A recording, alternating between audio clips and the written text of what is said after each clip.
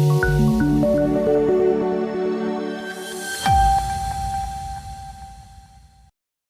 દર્શક મિત્રો, સમાચારની વાત કરવામાં આવે તો અંબાજી બજાર સજ્જડ બંધ, નાની મોટી દુકાનો, ચા સ્ટોલ, લારી ગલ્લા બંધ જોવા મળ્યા. અંબાજીના વેપારીઓએ બપોરે માન સરોવર ખાતે મીટિંગ યોજી હતી, જેમાં મોટાભાગના વેપારીઓ ભેગા થઈને અંબાજીમાં વધતી ગુનાહિત પ્રવૃત્તિઓને રોકવામાં આવે તેવી માંગ સાથે આવેદનપત્ર આપવા જેવી અનેક ચર્ચાઓ કરવામાં આવી હતી અને અંબાજી ગામ બંધ રહેશે તેવું અંબાજીના વેપારીઓએ નક્કી કર્યું હતું. ત્યારબાદ સાંજે અંબાજી પોલીસ સ્ટેશનમાં વેપારીઓએ સાથે અંબાજી પોલીસે મીટિંગ યોજી હતી. આ મીટિંગમાં અંબાજીના પીએસઆઈ સાથે ચર્ચા વિચારણા કરવામાં આવી હતી અને પોલીસના આશ્વાસન બાદ બજાર ચાલુ રાખવાનો નિર્ણય લેવાયો હતો. પરંતુ રાત્રે અંબાજીમાં અલગ અલગ જગ્યાએ ગ્રામજનો અને વેપારીઓની નાની મોટી મીટિંગોનો દોર ચાલુ થઈ ગયો હતો અને છેલ્લે સમગ્ર અંબાજીના વેપારીઓ એક થઈ બંધનું એલાન કર્યું હતું, જે બાદ અંબાજી સજ્જડ બંધ રહ્યું હતું અને તેમની સાથે 200 જેટલા ટેક્સી ચાલકો પણ હડતાલમાં ઉતર્યા છે.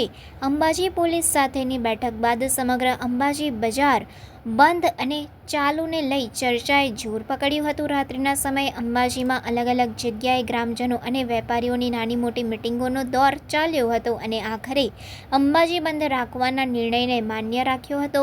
વહેલી સવારે અંબાજી બજાર સજ્જડ બંધ જોવા મળ્યું હતું. અંબાજીમાં આવેલી નાની મોટી દુકાનો, ચા સ્ટોલ, લારી ગલ્લાઓ બંધ જોવા મળ્યા હતા, જેથી સ્પષ્ટપણે જોવા મળી રહ્યું છે કે અંબાજીના વેપારીઓ અને ગ્રામજનો પોતાની અને પરિવારની સુરક્ષાને લઈ ચિંતિત છે.